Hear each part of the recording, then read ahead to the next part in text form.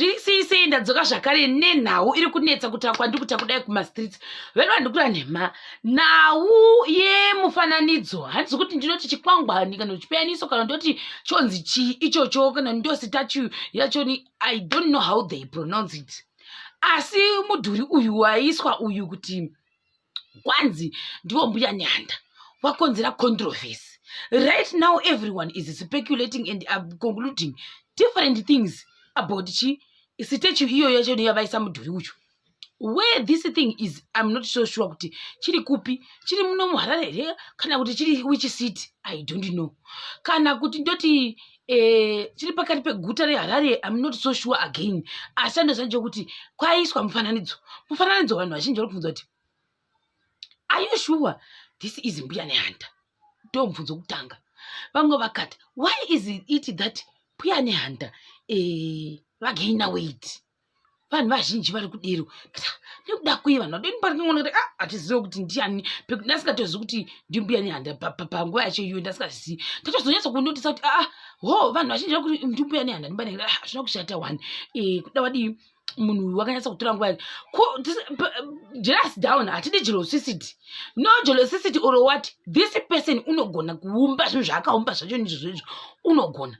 Asi kuzoti ndofunga maumbiro akaita vanhu ndiwo Mbuya Nehanda zvaita nekuti ndofunga Poshei nepamwe kuti kunzi vanzi vagaina weight. Number 2 ndofunga Zambia ravanga vanaro rine maplits here. Number 3 ndofunga hairstyle yasiyana nehairstyle yanga iripo kare yaMbuya Nehanda vatakakura tichiziva kunzi ava ndo Mbuya Nehanda. Saka ndo zvakazara kumastreet izvozvo. Asi ndokwasa kuti chakanaka mukakahurungwe munhu kana achigona unogona. Asi kuzoti ndofunga face yazodai iri a little bit different. Asi munhu unodhrowa zvake unoita izvo zvacho zvavanoita zvahandisi kuti zvonzi chii. Kune vanhu vane artist kune vanodhrowa nemabhira. Asi kuti izvozvo zvacho nezvavanenge vachiita izvi zvinonzi chikudii nezita chaichaicharo pachirungu kuti vanoiswa mumadepartment api. Asi that artist is very very good zvake kuzongoti face yasiyaniswa. Vamwe vakati unotaridza kuti ndiBrenda Fassie, vamwe vakati unotaridza kuti ndimura. Zvakushata. Vanhu vafananidza zvakasiyana siyana. Vamwe vakati konekuda kwei matamba aMbuya Nehanda abuda akati twi kudai matamba iwayo, nekuti aMbuya Nehanda vataiziva apa pasina matamba akadero. Saka matamba ayaya azobvepi? Vamwe vakati kune kuda kweiyekera mufananidzo uyu uchaza kuti vanoda kundononga something. Vanhu ava vandikati zvakangonaka wani kuda vaida handisi kuti asi hanzi nevamwe ngirikini masikwatsi acho handisi kuti vanga vachiita masikwatsi here kana kuti pamadrawing apa vangapedza kuita masikwatsi. Vanhu vari kuita zvakasiyana siyana nekuda kwemufananidzo uyu. Asi chandokwasa kuti hande kuti wakanaka, mufananidzo wakanaka. Sikamboiti zvikanzi nevamwe vachiwanza zvikanzi this mufananidzo uyu mudhuri waiswa uyu waMbuya Nehanda uyu wakatobatana kudarika vamwe vasikadzi vazhinji vatozisira kuti why are you insulting us? Tiripo wani tiri kungozama masikwatsi acho zviri kuramba. Asi hanzi mufananidzo wavo utori better off than vazhinji vatoziva vakadzi muyekeramo. Hazvina kushata. Pamwe ndokuita mufananidzo kati this is the before lockdown, this is the after lockdown. Zvakushata. Pamwe ndokuti this is green. Vanhu vari kuita maconclusions akawanda nekuda kwemufananidzo kuti zvina kushata. Isinoita se tichingodzidzawo zvedu mukufamba umu. Zvikanzi nevamwe hanzi it's a reimagination of your Mbuya. The aged image you have in your heads was placed there by colonizers. We didn't know. Zvikanzi neuyu unonzi Jeki. Zvikanzi ndiJeki Ngarandi by the way. Ndachiona kuzimu celebs ndo kwandachiona that is statement yenyongwa nani na Jeki Ngarandi. Zvikanzi the lady in the picture is not Nehanda. She is Charwe wekwawata Mufakosi. Kureva avaya vatakakura chitini ndo Mbuya Nehanda. Zvokunzi zvakare. Meaning that Charwe and Nehanda are two separate people. Charwe, Nyamita, Mazviona are some of the non-mediums of Nehanda, and there might be more in future. Charwe Nyakasikana was a spirit medium of Mbuya Nehanda. A female Shona Mondoro. The original Nehanda was considered to be Nyamita, the daughter of the first Monomutapa Mutota, who was living in the escarpment north of Grove in about 14,030. kuti iyeri ndatenda zvangu. I first heard about it from Tafataona Mahuso Chigwedere and Chivaura, renowned historians of Zimbabwean history.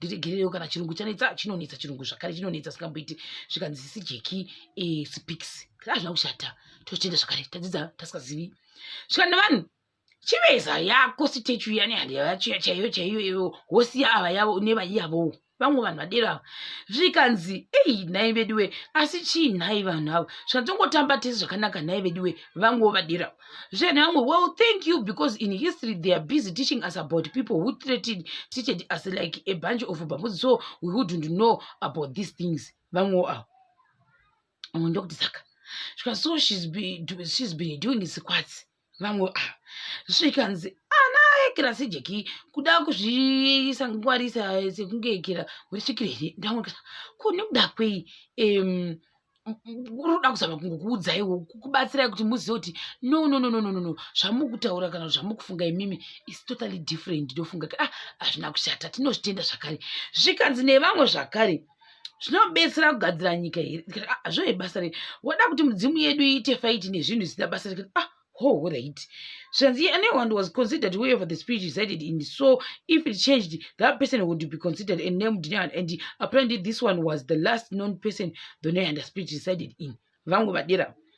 Chikanzi ichi chine umwe mudzimai wekuwekera soo. Vangu chikanzi ndozvonetsa ana history. It was if it was math and physics we could have easily found the X tega kare tizivo tingi tatapwere vamwe ndo kuti zvakare vamwe handisi kuti sekuda kwei vamwe vachitaka kushora vanasigejeki zvikanzi nevamwe zvakare tazviona kuti history unoziva asi ava ndo Mbuya Nehanda toziva ivava hamenewo zvakwewo zvakuti asi ndo chaiwo tochibva ipapo tochiinda manje pauyu zvika finally the Mbuya Nehanda statue is down. What's your take compared to the old one? Zvikanzi takatasa pikicha iyi ndininja lipisiwi iri kubuda kumberi chete and agona toenda kumashure hakusi kuoneka zvichireva kuti aita zvemusoro wake vakuita kunge vari kurwadziwa nemudumbu vanhu vedu ngavasadero vedu vekumakomenzi uku zvikanzi nyamba ndakatsikana ndikati vanhu wai kuti vari kuti vacha thickness here vamwe avo zvikanzi nevava zvakare that's the slay queen version of Mbuya Nehanda. Vari kudya vachiguta chivezwa izvi chine structure kupfuura vamwe vanhu vatinoziva tese tivamwe vangu vadero vati we don't know why vana zvidero zvikanzi vakachara kuhambama nemudzimu chete nekuda kwezvavadhirowa izvi ndikati hazvina kushata ini chatokosataura kuti this person is good at what he or she does but ndofunga mufananidzo wabuda mubhuku muya watakakura tichiziva nezvatazonapa zvati siyana mbichana asi agona asingamboiti zvikanzi nevamwe zvakare tindi iyo boy here Mbuya Nehanda came to slay vaiva netindi here kare ndivamwe wavo zvikanzi icoloring yavakaisa ipapo statue kunge yagadzirwa nepicture rine filter here ndivamwe wavo zvikanzi avasimba vena zvandokwanisa kutaya zvikanzi asi rasta agwina tenda here ndivamwe wavo zvina kushata but ndo zvakazara izvozvi zvikanzi nhasi tadzidza zvinhu zvakawanda vanhu vazhinji vangu vachingotara zvokuti wait asi zvikanzi nevamwe zvikandi and vasimba izvi ndo zvazvakangozara izvizvi kuti ndofunga ngwadachi the old one vakaslima vari pavangu vakamira paipai ndofunga ndo zvavangu vachida izvizvi nematambanzi sei matamba azodzoka akamira kuti twi kudero zvina kushata zvikanzi nevamwe saka did they have to draw matamba akadero zvikanzi yes kuitira imimi munoita maimaginations vamwe vakati because they had to zvikanzi nevamwe kavanga vari zvakati vanhu vanga vachitaura zvakasiyana zvavo pamusoro pemufananidzo iwoyo asa vamwe vanga vachiti mavhuligedhi chandokwanisa kungota ndechekuti this person vamwe vakati mbuya havasi kufara nesnap chati yamashandisa pavari vamwe vari kuda kuti hanzi snap chati yamaedita zvikanzi nevamwe Burkina Faso haufa vamwe avo zvikanzi akamira here kana kuti vakaita sei zvikanzi kudlaliwe ngadi vamwe ndokuti saka mapoints adokosangotati kuti vanhu vazhinji vakuti vari kuslayer, vamwe vari kuti vagaina weight, vamwe vakuti matamba akamira kuti tikuine kuda kwei, vamwe vakati koma matamba vakazomaiswa rini, vamwe vakati kosei vakuda kutamba vekera kongonya iyoyo John Vliget, vamwe vakati koma matinda ari musoro azobvepi, vamwe vanhu vataura zvakasiyana siyana, vamwe vakati vakabatana kupfuura vamwe vanhu vese vatoziva. Ndo zvandokosa kutaura izvozvo hangu kuti this thing yaita sei iri kukonzera maspeculations and conclusions akawanda painternet kuti muzuva ranhasi yabreka zvayayekera iyoyo setachu yacho yenu yavataura iyoyo iri kutora mugombe, iri kutora zvayo mugombe kusati pachavata hatizi kuti vanhu vanenge vane matheory mangani esetachu yacho iyoyo. Handisi manje kuti iri papi exactly kuti watozonotwawo mapicture tiripo muona manje who wouldn't want to go and have a picture manje vamwe tapowa history wo tanza vasi muona manje ndiyekera wadiro uyu sijiki ndi wadiro kana zvina kushata chakubata zvakare pachikamu chino